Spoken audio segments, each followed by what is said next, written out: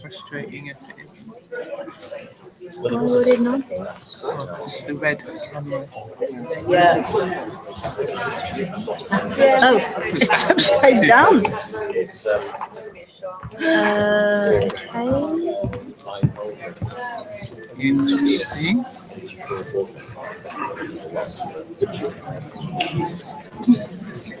How's that happening? Oh.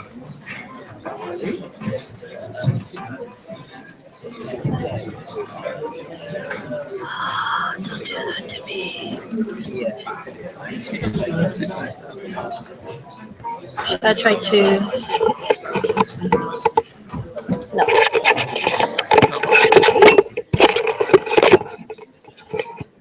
But no one wants to get away.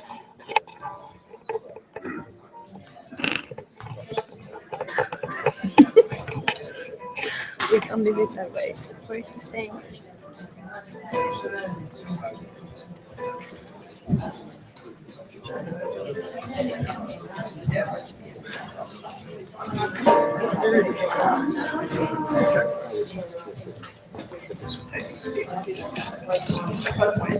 Okay, ladies and gents, I hope you found today sort of stimulating and not just for the coffee you just had. I appreciate it's, for some, particularly people that started today, it's been a relatively long day. The 5th Westmill AGM and the final part of today's event. My name is Tom Parkinson. I'm chair of Westmill Solar. We have the rest of the board with us today. Starting up behind you is Richard Benwell, who is currently taking photographs. And then from left to right, as you see, the Mark Bluntly, Philip Wolfe, Martin Allman, Bob Pedley, and Nina Alfie. So you have a full set of directors. Thank you for you all for turning up as well. It so happens we are on candid camera. We are trying to set up a sort of simultaneous video cast for those members who can't be here.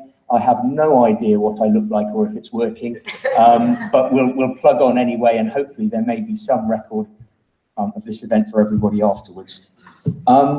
Couple of housekeeping issues. Hopefully all of you have the yellow voting card forms.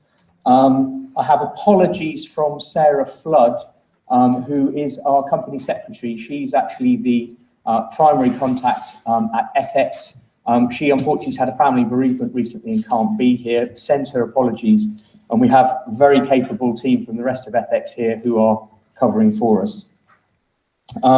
There are no feedback forms at the moment. We will actually email you in a couple of weeks' time to actually ask you for your comments as to what went well, what could have gone better today. That's not a deliberate mistake that there's nothing here. That's a conscious effort to try and pick up that more easily subsequently.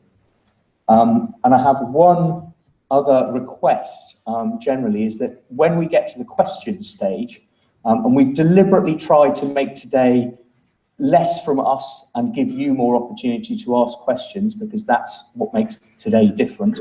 But please, when you're asking a question, could you give your name, because it makes it an awful lot easier for the people taking the minutes and just for us to be able to get back to you if there are any follow-up issues afterwards. The first sort of business of the meeting is to approve last year's minutes. They were submitted out with the papers to everybody beforehand. They've been on the website for the best part of a year. They're actually in draft form and were prepared shortly after last year's meeting. Does anybody have any questions on those minutes before we move to get them finally approved? Okay, that's great. Could I then ask for a proposer for those minutes, that those minutes be adopted?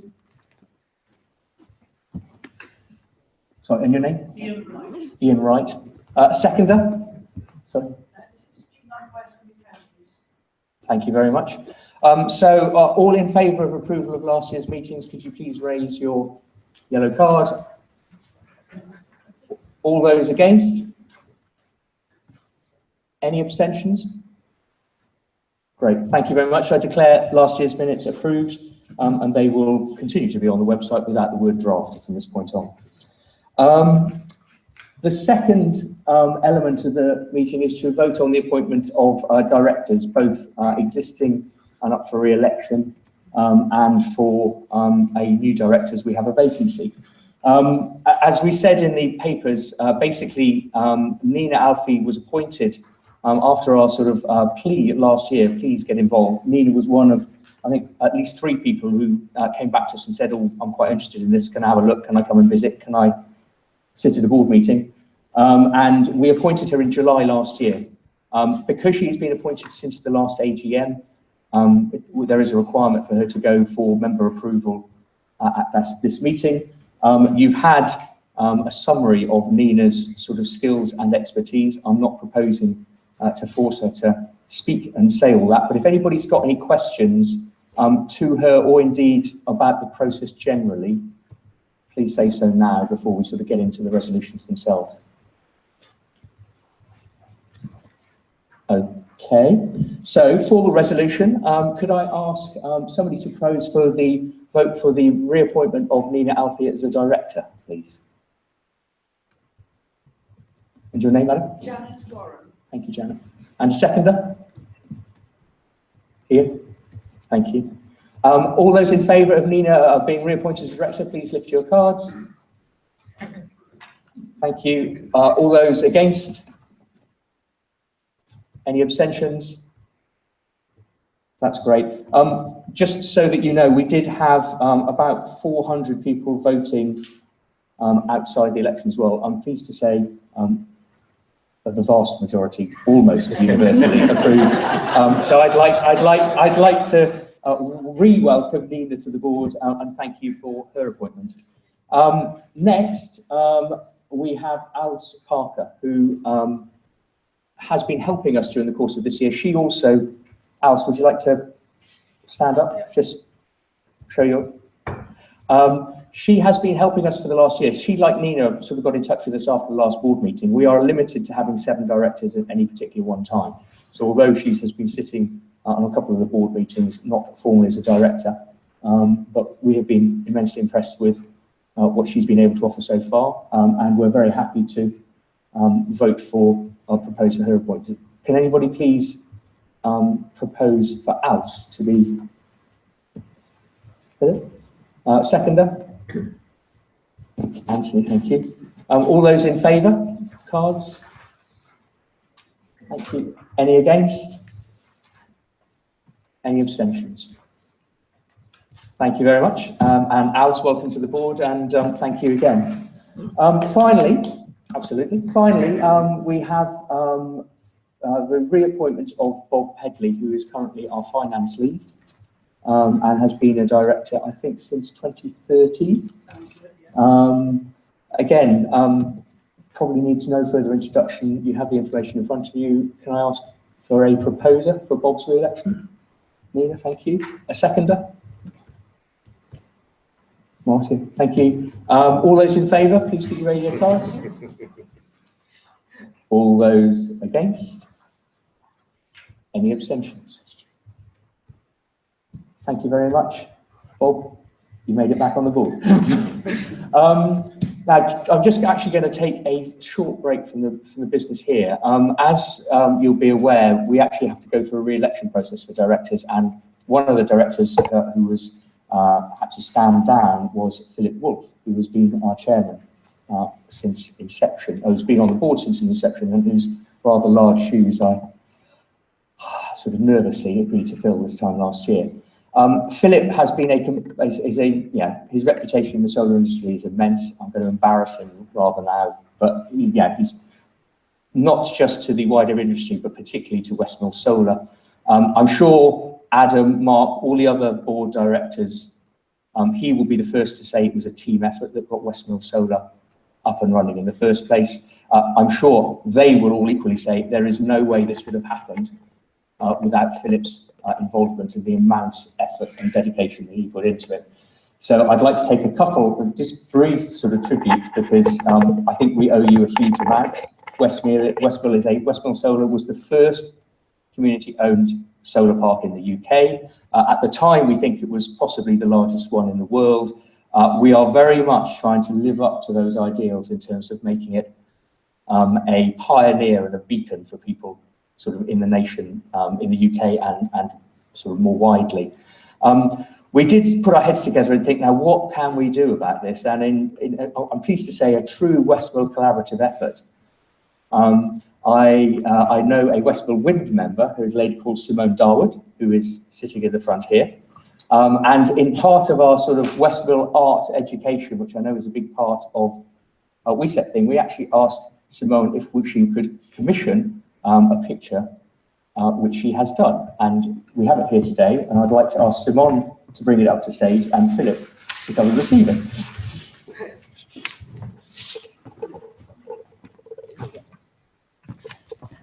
Well, congratulations. We should take it out. There we are.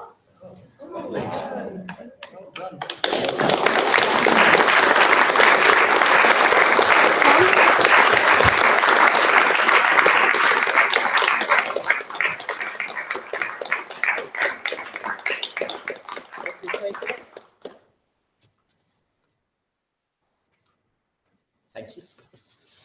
Thank you, Tom. Thank you, everybody.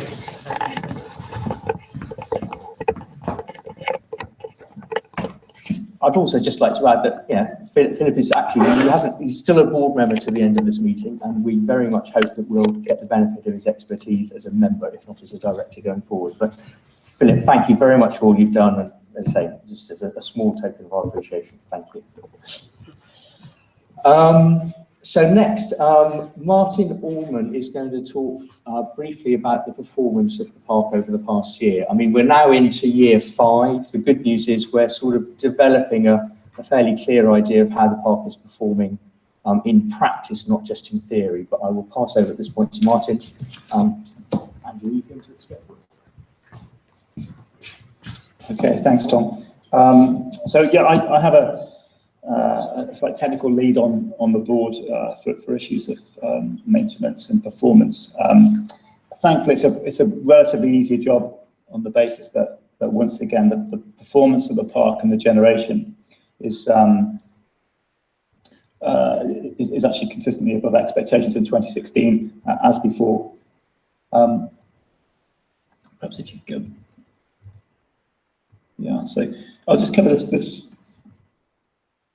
That one, good. Thanks.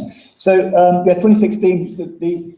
As you can see, Westmill generated 5,080 megawatt hours of electricity. To put that into context, the equivalent consumption of over 1,600 households in the UK. 15% up on the forecast output, slightly higher than the amount in 2015. The actual plant performance, which we look at and which is measured by our asset managers, we talk about the performance ratio is that way that it's measured. But the plant performance exceeded both the guaranteed performance ratio and OST, which is our asset managers, their expected performance ratio for every month in 2016. So in each month it did better than essentially was forecast. Availability is important for the plant. This is really a condition of having a good installation in the first place, but also having good equipment. And then all those things are done. Now it's about good, proactive, and sometimes reactive maintenance. And keeping on top of that maintenance is with the right management and with the right contractor partners is crucial. And good news, the actual plant availability consistently higher than the target availability of 99% in every month in 2016. Apart from one, just point something below, but over the course of the year exceeded that 99%. Go back.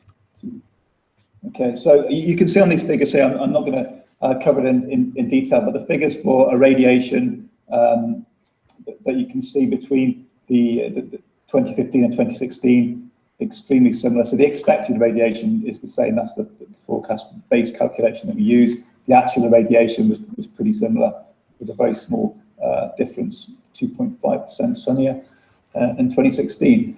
On the generation side, you can see very similar figures, which is good to see from the expected generation that we have, and the actual generation, again, just being above 2015. 15% difference between the expected forecast generation and the actual generation.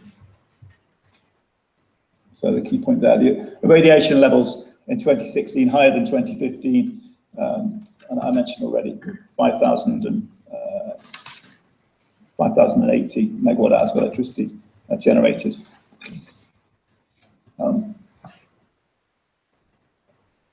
Yeah, I mean, the key point to take from this, and you can see each month throughout the course of the year, the forecasted figure that we work on in dark blue and the actual generation in light blue. And of course, it's going to fluctuate depending on what the weather does, as well as how the plant performs and what the availability levels are. But you can see we've got this consistent pattern of being above expectations.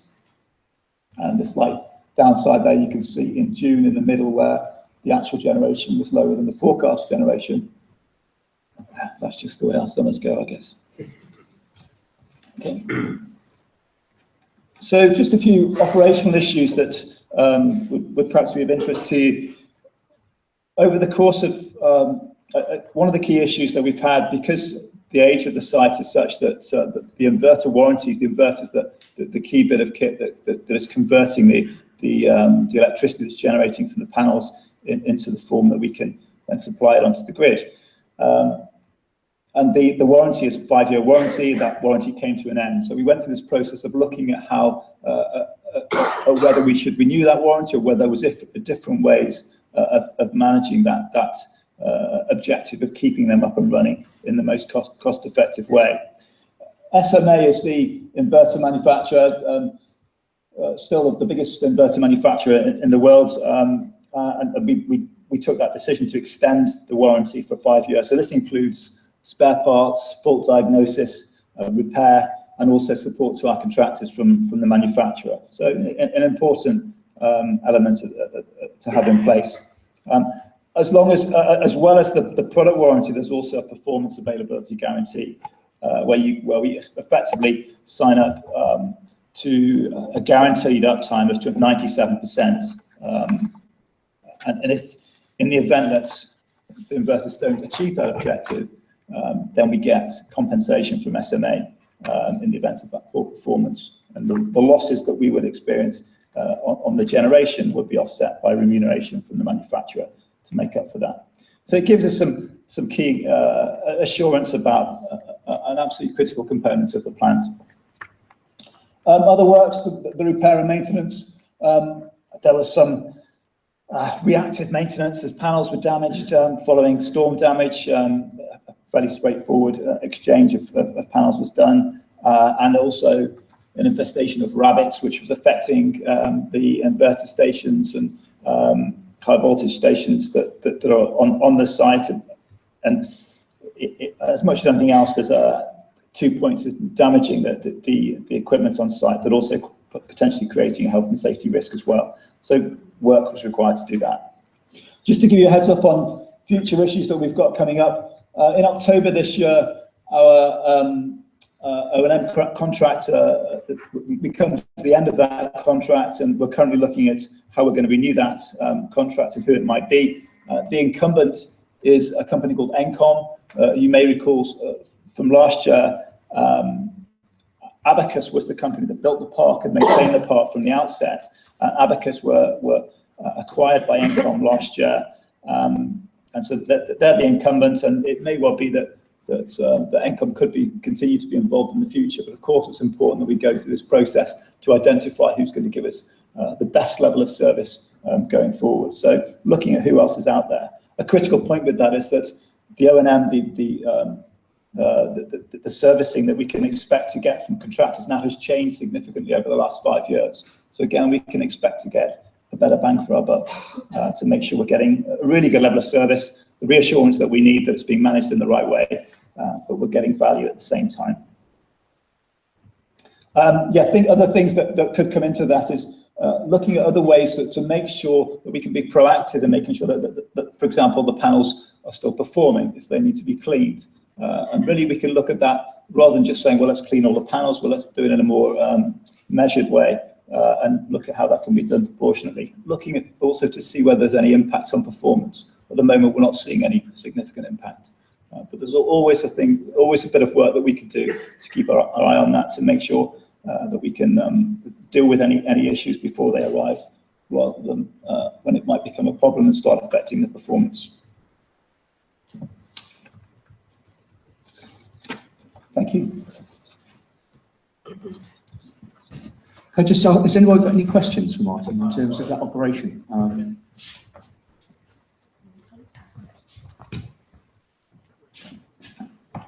Hi there. Just wondered if you could just tell us a little bit about how many panels were lost, and is there anything of interest with regards to the design in terms of the loss of those panels, or was it something hitting the panels, trees or something like that? It was damage onto the panels. I think there was a half a dozen panels that were damaged at the start of the year, and it was one of the key things in terms of preventing it is for contractors to check things like the clamps that fix the panels down, which that is something that could come loose. So it's part of the there's preventative measures that the O&M contractor is obliged to do as part of their contract, and one of those things, for example, is making sure that the panels are fixed down and that those clamps that fix them to the mounting frame are in place. Now, sometimes the weather is such that there can be incidents that happen that's kind of factored into what we're doing. What's important is that the contractor then deals with it promptly, so that it's identified. There's a stock of panels that are there, ready to swap them out, so that it doesn't provide an impact on performance in any significant way. But I think it's just one of those things that will happen. I think the critical thing is how quickly it can be dealt with and put right. For the record, name? Anthony Simpson. Sorry. Yes.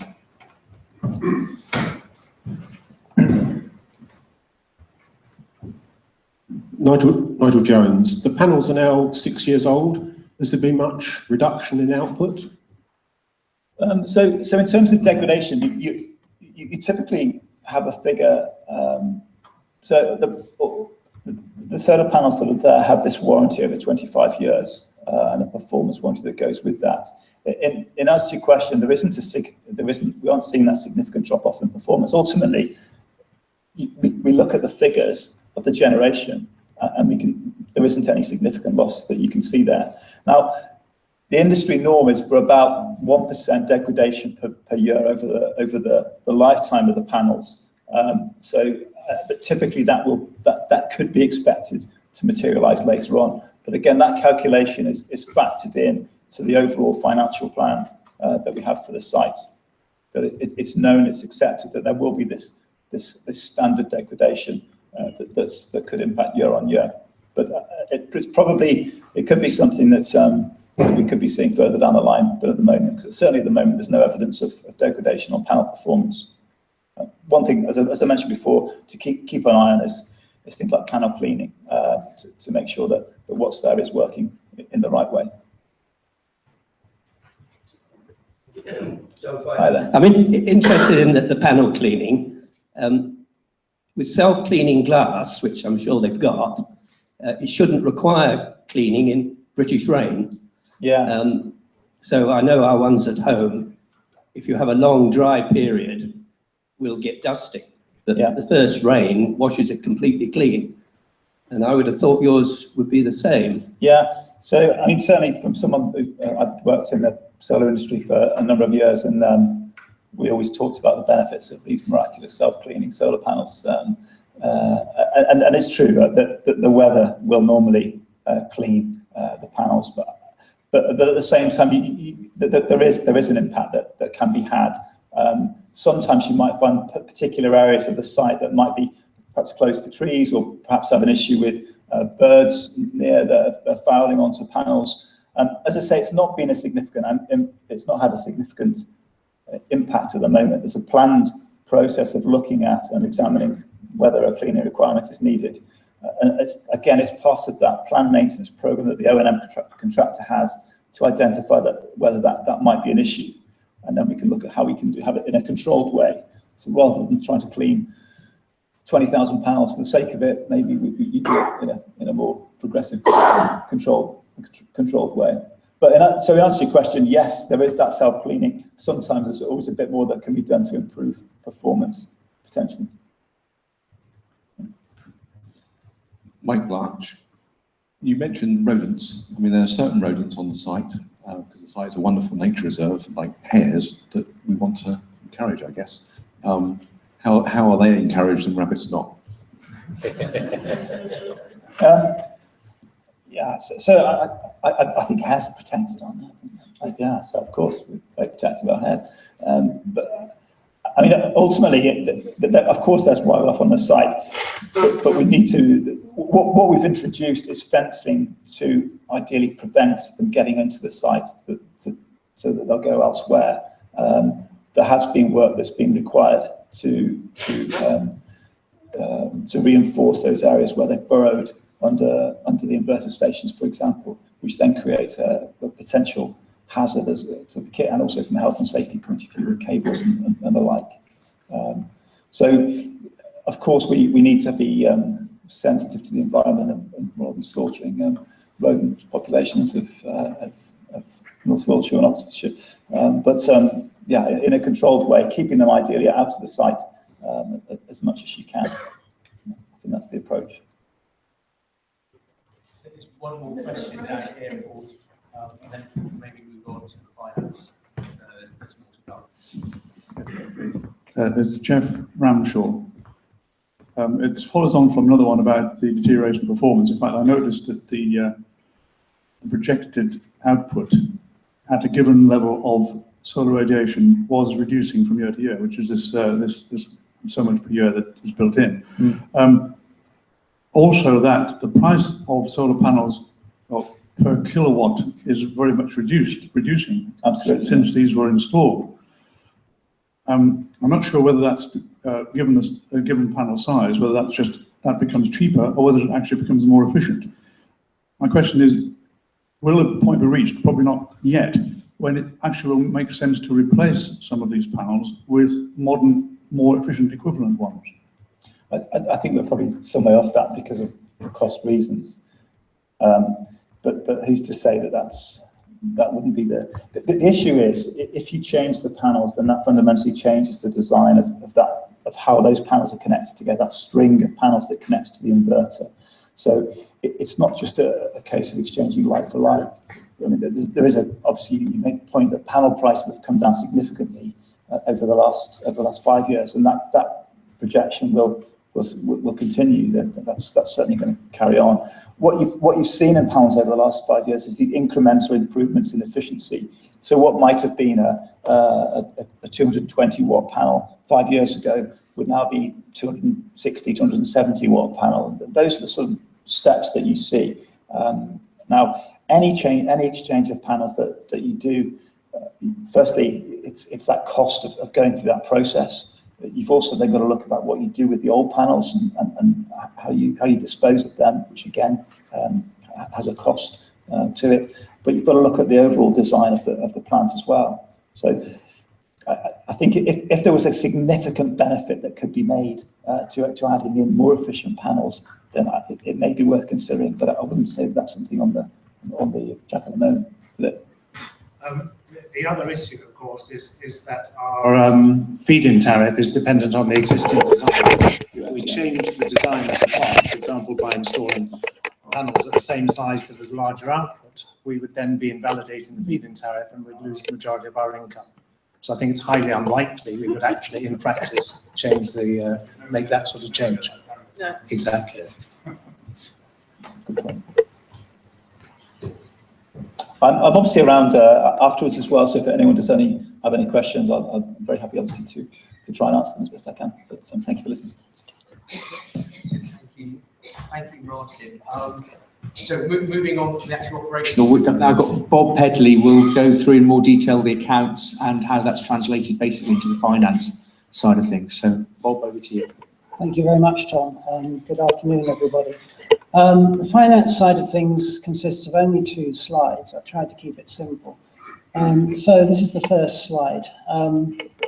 Now, obviously, you've got a complete set of accounts in your AGM papers. Take a look at them. I hope you've read them. If you have any questions, then I'll take questions after the end of my 2 slides. But essentially, what I want to say to you is that the point already made, we know that the solar farm is performing well. It is consistent. There may be slight fluctuations in radiation or in efficiency or whatever, but from one year to the next, broadly speaking, in financial terms, we're getting a consistent pattern.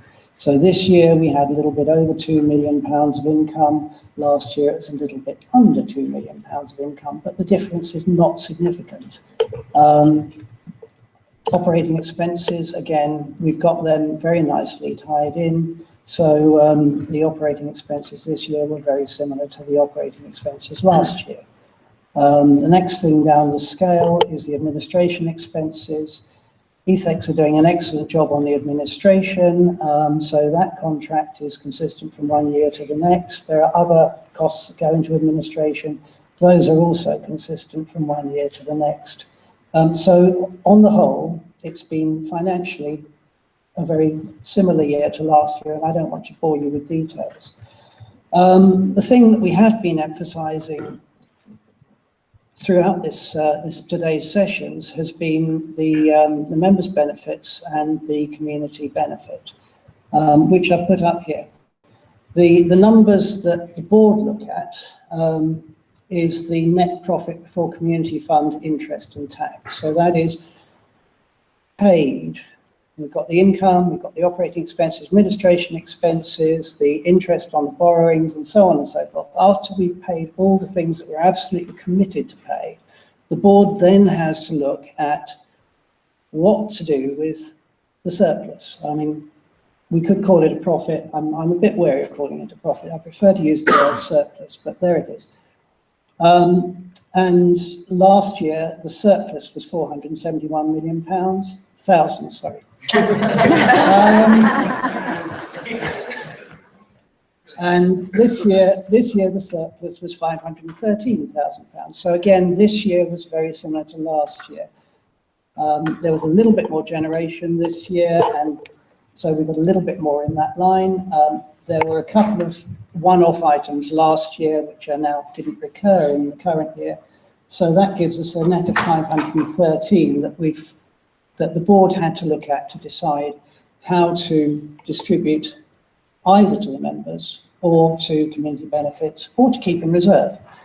Now, if you cast your minds back to last year we were still trying to formulate a policy. So we deliberately kept the payments low. And you can see that on the left-hand column.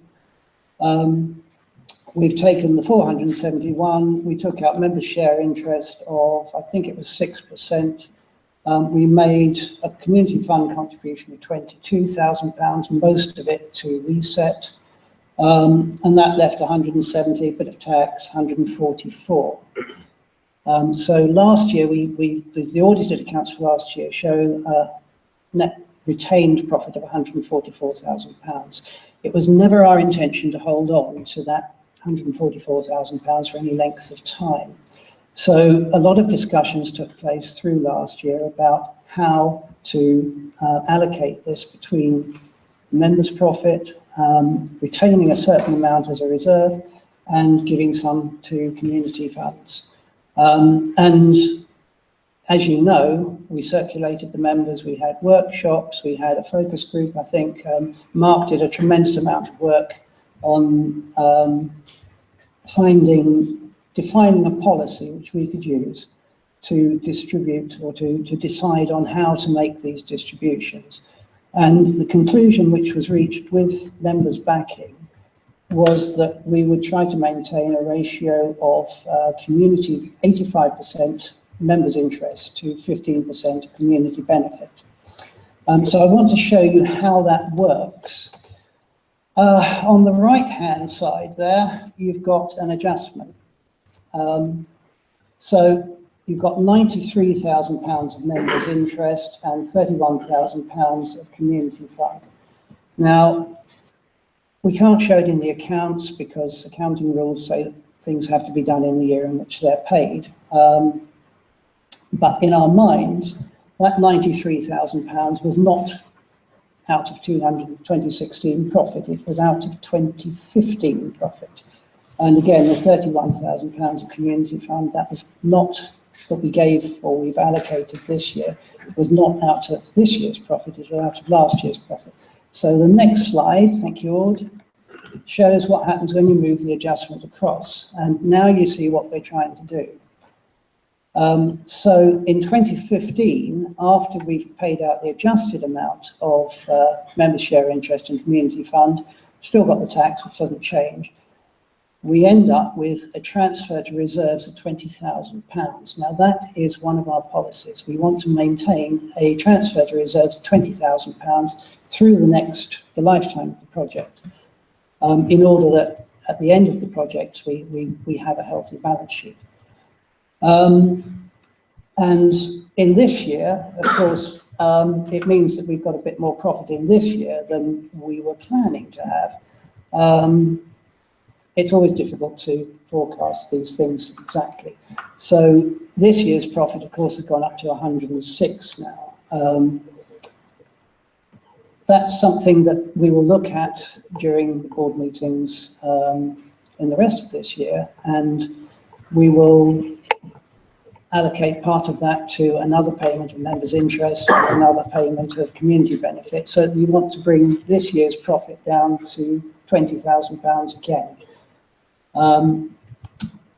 But that would happen in the 2017 account. So we'll always have this thing about looking backwards and adjusting what we've already done. Okay, that's it from me. I am open to questions, and if I've confused you, I apologise. It's always difficult with finance and numbers. So I'm sure someone must have a question for me. Come on.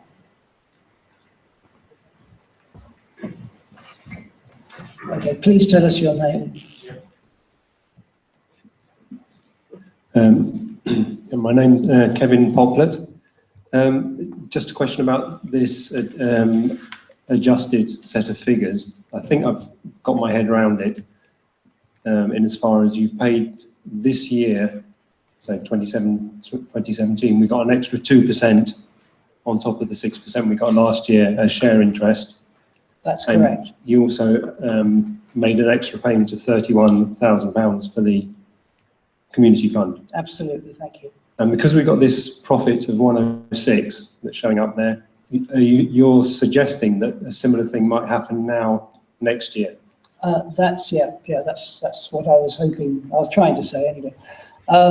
Yeah, the objective. So, and then the question is what that translates to in terms of the extra payment to the community fund and an extra amount of share interest.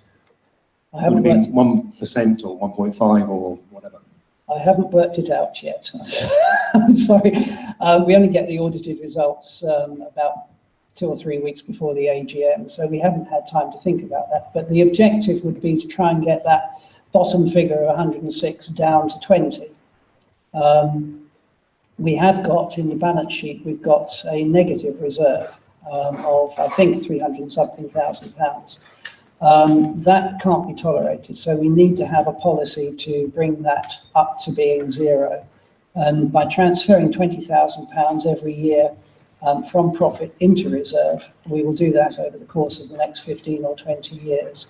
So there's no benefit at all to the community, to the cooperative, to holding on to profit when, you know, we don't have a programme of reinvestment or anything like that. So provided we've earned sufficient profit, we should give it to the members or distribute it between the members and the community. I've put in there, by the way, the ratio of 85%, 15%. If anyone here who's got a calculator, please don't do it now. If you sit down and try and look at those figures, you'll find that they're pretty consistent with the 15%, 85% ratio, which we're working to as a target. Any questions? I'm getting off lightly. Come on, give me another one. Okay, thank you. Your name, please. Ruth, Conchie. I've been doing that since I was about 4. As a Westmill Wind member, where we have a interest-heavy bank loan, would you ever, as a board, would you ever consider loaning that out to us or another party? You know, would you consider loaning it to another co-op? Right, we would, in short, but we have a number of constraints that we have to work to. As you're probably aware, I mean, you're a member of both, you're probably aware that we have a bond which is £11 million to Lancashire Pension Fund. There are a number of conditions attached to that bond. One of them is that we must maintain sufficient cash in order to pay the next debt repayment, to pay any distributions to members, and to manage the operating costs for at least the next 6 months. So that takes a big chunk out of our £2 million that we've got in the balance sheet. But having made all those allowances, there is approximately £300,000, £400,000, which we can't distribute because we would break our own policy of maintaining the reserves. But we can potentially, and we'd have to do it very carefully and look at it seriously, we can potentially use it as some kind of loan or fund or long-term investment. Other co-ops is something that we could consider. I've got to be very careful about how I say this. Again, the terms of our Lancashire bond restrict us in what we can do. So if we did anything like that, we would have to approach the Lancashire Pension Fund first to make sure they were happy with what we were intending to do. It's certainly something we would consider though. Thank you. Gentleman at the back. Richard Lord. Richard Lord, yes, I remember you from last year. Can you give Richard a microphone, please? Did he ask you a bad question? I don't dare repeat it. Probably my apologies in advance, because this is mental arithmetic. I haven't got a calculator. But you're talking 85% of profit that's distributed should go to members, 15% to community fund. And I think that's great. I'm very happy with that. But if I take 67k as a ratio against 321, it's 20-something%. And if I add the two together and say you're distributing 67 plus 321, 388k, 67 as a percentage of the total distributed, again, is about 20%. How do you, I don't know, how does that balance with an 85-15 split?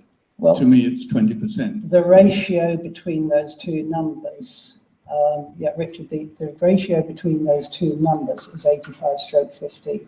So we have, if you just take the number of 321 divided by 85, multiply it by 15, you get roughly 67. What we can't do until we've seen the audited results is commit money that we don't know we've got. So we're always catching up. You've got a much better result in the 2015 year, because in 2015, because we've adjusted retrospectively, if you do the maths there, I think the 85/15 works out much better. And as I said, what we will have to do during the year that's in progress at the moment is look at how to allocate some of the surplus profit, surplus that we had from last year. I find if I was sitting where you are and trying to understand what I'm saying, I'd probably have a headache by now. I do apologise. I agree with him. It's 12% and 88. I just done it with a pen. It's intended to be. So it's intended to be 85/15 approximately going year on year. So we've had this sort of big catch up, but next year now we've got a better angle on what the members would like us to do with the money. And we've got a better handle after our years of experience of what the surplus is likely to be when we see the sunshine figures. Hopefully we'll get closer to that, but we're not intending to be right to the penny every time. So I think it's 58.2 rather than 67 if you work it out exactly. It's close enough. I don't particularly want to get into an argument about decimal points. I'm sorry. I'm terribly sorry. This is not the time or the place for it. The important thing is that that is what we are working towards. That's what the members approved in the questionnaire and the poll that went out last year. And that's what we're working towards. So be assured we're on the case.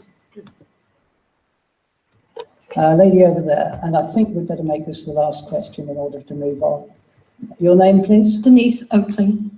Did you get that? Okay, good. I'm just wondering, how did you decide that the part of the net profit which goes to members' share interest and community fund is 388, leaving 125? How did you come to that figure? Hang on, I've lost it. 388. I didn't see 388 anyway. 321 plus 67. Okay. How do you decide what that amount is going to be that's distributed according Right. to? The 321 is. That is the adjusted one. So there was if you go back to the previous Can we go slide, back to the, oh, sorry, hang on. which is the actual profits that we did in the year. So we're playing with the 8515 figure and trying to use that as a yardstick. But if you look at what the actual profit was in 2016, I think it was 350 quid or something. So we were basically paying out as much as we could in 2016 without showing an actual deficit in that year. So some of that is just trying to give ourselves the right cushion in terms of don't pay it all out now, let's see what next year is and go forward. So that's almost a more important slide than the other one, because this is the real accounted audited figures. Can I just ask, are you asking about the 8515 as a principle or about the numbers in particular? Okay. I think Tom's answered the question, as I don't think I can improve on what Tom has said. Okay. Bringing that slide back actually. Oh, good. Okay. Good. I'm glad we made it. Right. Can we move on to the next slide, please? And I think it's going to be over to you, Tom, or shall I call this one? Okay. Right. So the motion before the meeting. You've all seen the accounts and you've had a chance to ask questions about them. We would like you please to vote to receive the audited accounts for 2016. Can I have a proposal, please? Right, gentleman over there, what's your name? Martin Hayward. Martin Hayward. And a seconder. Yeah. Sorry? Alan Barlow. Alan Barlow. Right, so it's proposed and second, and by a show of hands, please, can you vote in favour? Thank you very much. Does anyone want to vote against? No one, thank you. Does anyone want to abstain? One abstention, thank you very much. And we have an online vote. I don't know if that's recorded, but Tom? It is. It was substantially in favour. I think there were 6 people who voted against out of about 400. Okay, the motion is carried. Thank you very much. Move on.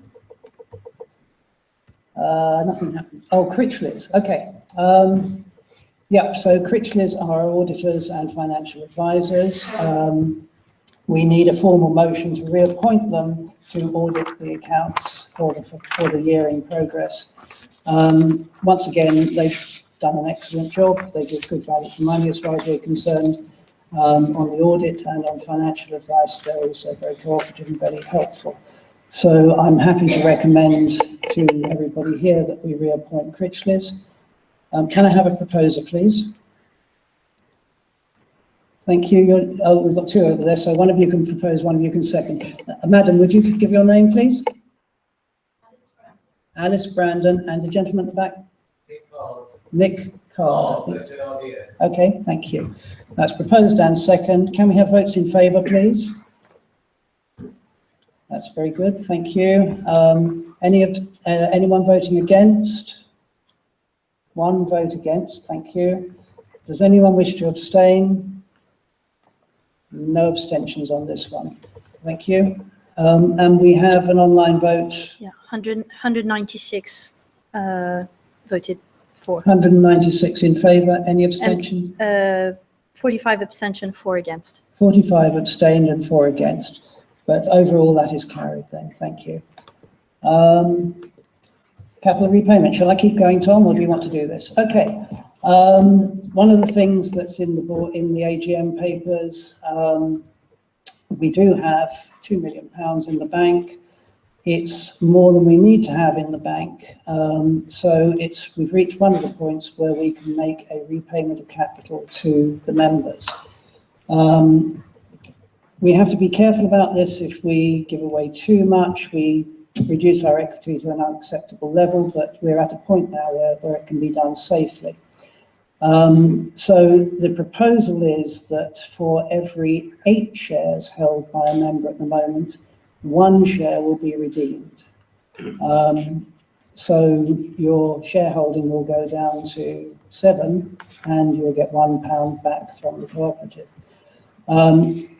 Just some of you may have shareholdings that don't conveniently divide by 8. I think the majority do. I personally hold 16,000 shares at the moment. As a consequence of this resolution, I will receive £2,000 in cash and I will have 14,000 shares remaining. Let's suppose theoretically that I had 16,001 shares. I would still receive £2,000 in cash and I would at the end of it have 14,001 shares remaining. I hope that is comprehensible to everybody. So I hope that everybody approves of the idea of having a capital repayment of 1/8 of what you currently hold. I would ask you, first of all, is there any questions? I think this is worth taking questions on. Gentleman at the front.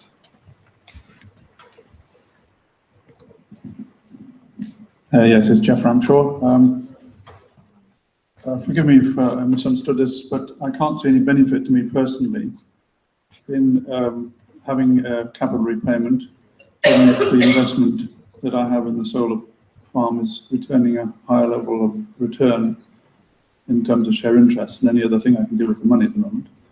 So why are we being asked to do this, and is it essential that we do? Well, it was in the original prospectus that we would be making capital repayments periodically through the project, with the objective at the end of 25 years of having returned all the capital to the members. So it's just a question of when is it convenient or when is it possible to do this. Well, you're not going to receive reduced benefits, you see. You will receive 1/8 of your current shareholding as cash, but you will continue to own the same proportion of the solar farm. Okay. So your benefits will not go down. You'll get cash back, your benefits will not go down, which means actually that in the next member's interest, you'll get a higher percentage of interest. So it does work in your favour, and you know, perhaps the amount you're getting back might allow you to have a holiday or something. I hope you'll find some benefit from it. Any other questions? If there are no further questions, I'll. Oh, sorry. There's no question. It's lend it to the wind farm. Point taken. Well, the other question I often ask about this is how much does it cost? Sorry, can you give the microphone to Ruth, please, so she can... Sorry, Ruth Conchi again. We've had this question come up before at Westmill. I couldn't remember if it's wind or farm or solar, but how much does it cost to return this capital? Because it just seems sometimes like an administrative exercise that actually costs more to someone like FX to do than the benefit that I receive. But as long as you've taken that into consideration, then fine. Yeah, you're quite right. It does have a cost. We have Registrar's Trust will administer it for us. I'm trying to remember the number. We did a capital repayment about 3 or 4 years ago, and I think the additional cost was about £3,000 or £4,000. In the context of the overall administrative costs, it's not significant, and as I say, we are committed to doing that whenever we can. by the terms of the prospectus and the original share offer. So I'm very happy to have that extra cost as part of the exercise. A question from Tom. Well, I was just going to add to that. I mean, in the prospectus, it actually shows that we were going to do it every year between years 2 to 10. And we have taken a view that giving it every year and spending 4,000 every year doesn't make an awful lot of sense, which is why I think it was a 20% capital return 3-4 years ago and 10% now. So the aim is to try and do it not quite as regularly, but in slightly bigger lumps, if that makes sense. Thank you. As long as it's being considered. Yeah. Okay, I'm going to move on to voting on the motion, please. So can I have a proposer?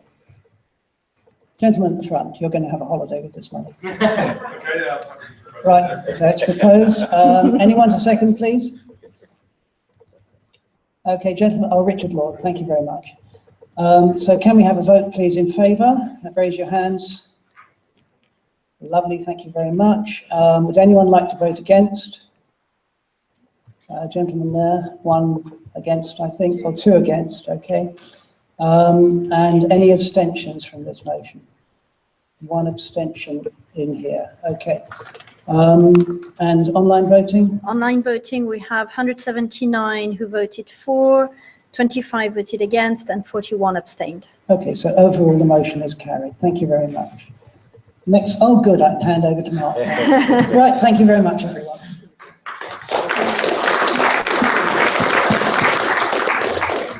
Thank you, Bob. Much appreciated. Thank you for your votes in support of that. There has already been a session, as a number of you will be aware, about the sort of community fund and how that goes. We were very keen to get members' feedback on that process. This is an opportunity, for Mark to sort of relay to those members who weren't there our latest thoughts on that, and also just to sort of relay some of the learnings that we've had. So although the formal business is open, please keep asking the questions. Okay. So firstly, and the good news is, because we discussed this, it was discussed outside this meeting, we won't go through it in quite as much detail, but just to make the point, Westmill is a cooperative, so it's bound by cooperative principles, not just a collective investment. And Principle 7, concern for communities, which is where, you know, other co-ops across Europe make payments. And we, I think it's worth saying, benefited from support of other projects. Westmill Wind wouldn't have been here, for example, and without the support of the Phone Co-op and Mid-Counties, and it's pretty sure that Westmill Solar wouldn't have been here if Westmill Wind hadn't been here. So there is a flow of this sort of thing. And we made in the base case in our business case talked about a 9 to 11% return, an internal rate of return, which means it looks at the life of the project.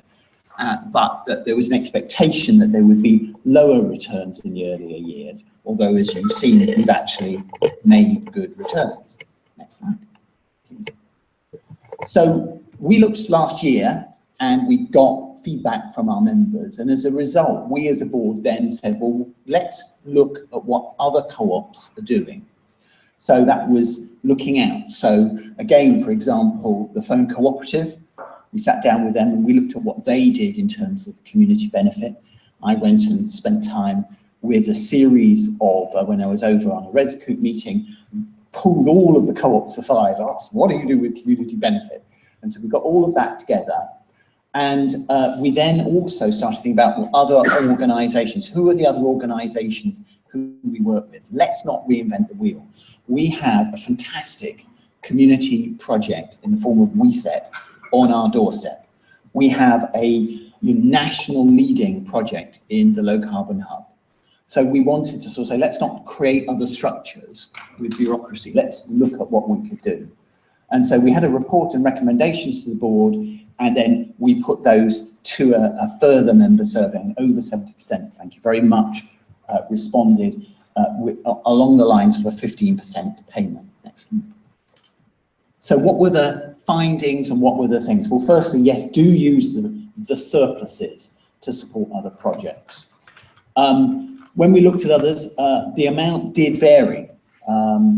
As I say, some co-ops give as much as 50% of their surplus. The phone co-op, for example, does that. And as I say, don't reinvent the wheel. Important point, a real message about governance. This is members' funds that we need to see and judge that that's done right. Another message about certainty. Several people said, well, if you give us money and then it stops and it goes and it stops, that's really hard to plan if you're an organisation trying to do things. So a strong message that we looked at, which was about long-term funding to allow members to plan. And that's why we're making that longer-term principle. And there was a discussion, which we haven't really taken too much further forward, which was around a number of co-ops invest some of their funds rather than just give a gift. If you give a gift, the money goes and it's gone. If you invest, the money comes back, ideally. Next slide. So the key message is keep that balance at 85-15, so not to keep moving it around. To be clear and set out long-term principles so that people know what's actually going to be achieved with the money. So we don't just give the money and then it goes and does something completely different. Transparent reporting, including at the AGM. So it's not sort of just coincidence or happenstance that the people here in the breakout room are the people whom we are supporting. And look to support other community renewables, of which I guess one of the really good examples is on our doorstep is South Hill, and we supported South Hill. And that's actually created almost like another Westmill 10 miles up the road. And that's fantastic, because it then created another set of people, created another wave of biodiversity. So that is what we did, and I'm really happy to try and take any questions.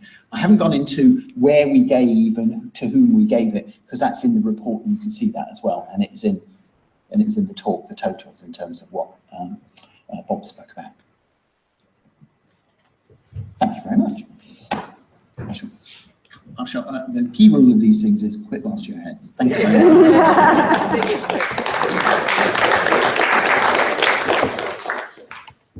I was just going to say, some of you were in the wind AGM, and so you didn't come to the breakout session where we were trying to get feedback on this. If you've got a brilliant idea of how you'd like some of that community fund to be spent, or a particular group that you'd like us to talk to that we're not already dealing with, then please let us know, because it's not absolutely set in stone where we're going to put that money. And we do want this feedback from the members, so it doesn't have to be today. Think about it and send us a message afterwards. That would be great. Thanks. I'd also just like to reiterate what Nina said. I mean, for those who weren't at that meeting, there was a really good conversation about the educational side of things and how we can sort of use Westmill as a resource and as a demonstration for both children at school, at UTCs, and maybe sort of further up, and to the public at large. So that was one element. There was a bit on fuel poverty, but as Nina said, please give us feedback on those things, because fundamentally it is your money that we are spending. We want to make sure that we're doing that as effectively as possible. Sorry, Mike.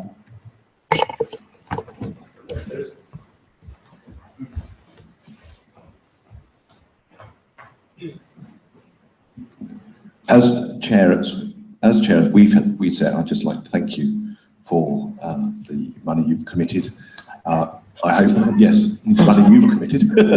Thank you. I hope we can be faithful stewards of that money, and we are very flexible in the sense that we are very keen to work with you and develop ideas if we're the most appropriate people to do that. So a very warm thank you to you for that. Oh yeah, we also took the risk of employing someone to do education before the payment, so that's great news to those coming through. Thank you, Mike. Unless anybody else has any sort of burning issues or questions they want to raise, I think we've actually run through all the business of the meeting. Can I call out just what the income is dominated by the feed-in tariff. When will that end? And are there plans for what to do afterwards? Because this has hit Westmill Wind quite seriously. But in your case, the dominance of the feed-in tariff, which if you like is public money, is total. What happens when that ends? Very roughly, I think the feed-in tariff comprises something like 85% of our income. So that is absolutely the case. Without that, it would not be nearly as profitable as an organisation as it is. I think we have 25 years of feed-in tariff which have been guaranteed. That should not change. Everybody said it won't change. It might conceivably change, and if it did, we'd have to revisit our sums pretty quickly and pretty drastically. But I think at the moment there's no, despite the sort of the political sort of arena, nobody's really seriously said we're going to suddenly take away a whole load of income that we did promise people. You can never say never, but we're reasonably confident on that. If it changed, sorry, Bob. Sorry,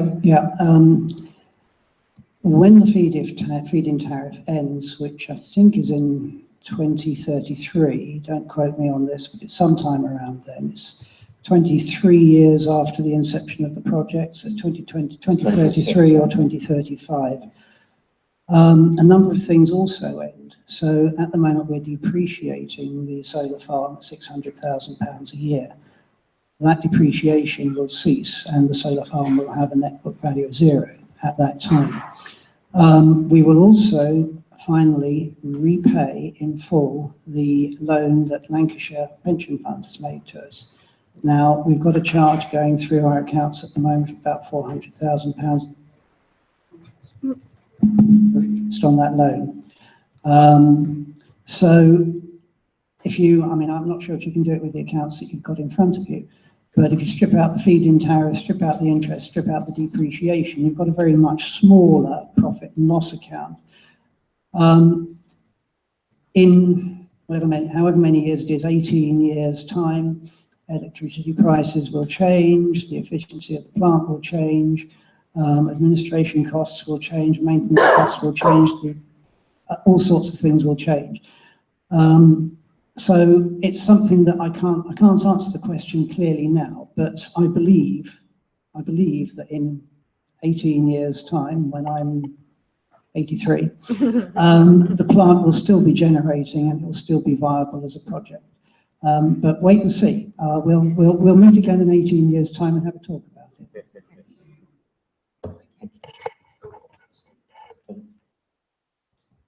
It's maybe perhaps worth adding, John, that unlike Westmill Wind, Westmill Solar basically projected the period of the project just to the period until the feed-in tariffs ended. So we're not dependent on it having any life after that, although I think our expectation is that the plant will still have many years left in it and there will be some interesting new decisions to make. But we don't, we're not bound to have ongoing life after the end of the feed-in tariffs in order to make the project achieve its objectives.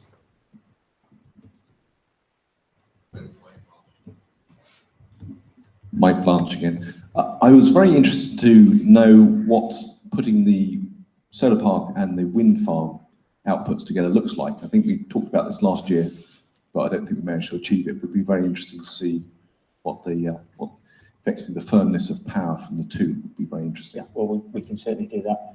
Yeah. See what it looks like. There are no other questions. Oh, Adam. Sorry, can I check? Is this the end of the formal business, or the end of This bar some thank yous, which I was coming up to. This is the end of today. Yeah.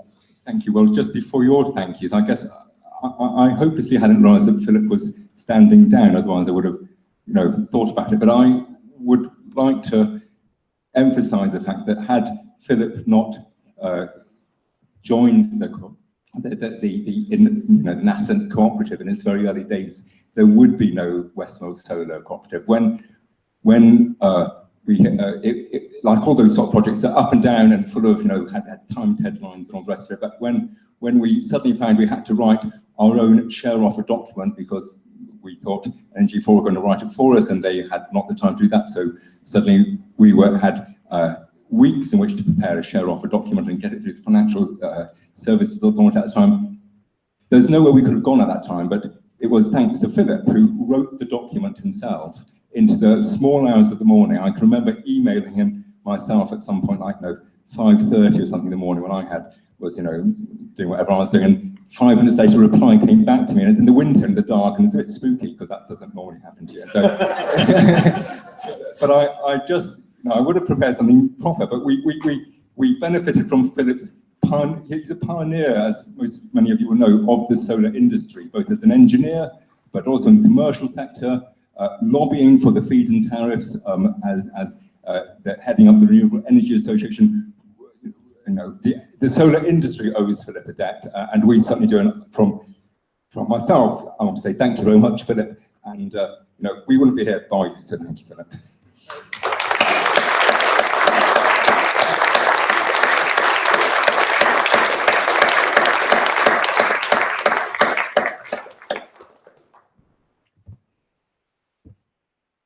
I think we all echo that.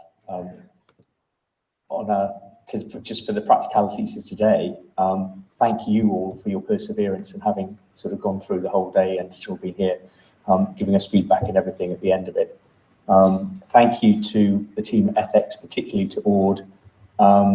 We would like some feedback as I say, to how you think the day's gone. We will email you out on that. But I think on mine and the board behalf, we'd like to thank FX for the work that they've done to make today so successful.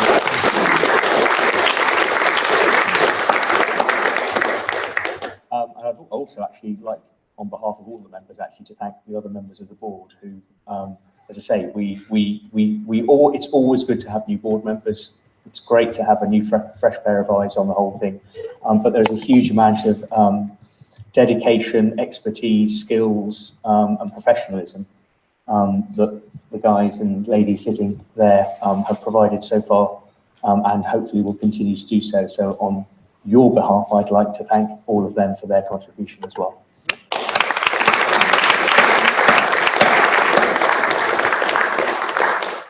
And on that note, I'd like to say pretty much bang on 4 o'clock. Goodbye to all of those who are watching online, if there's anybody there. We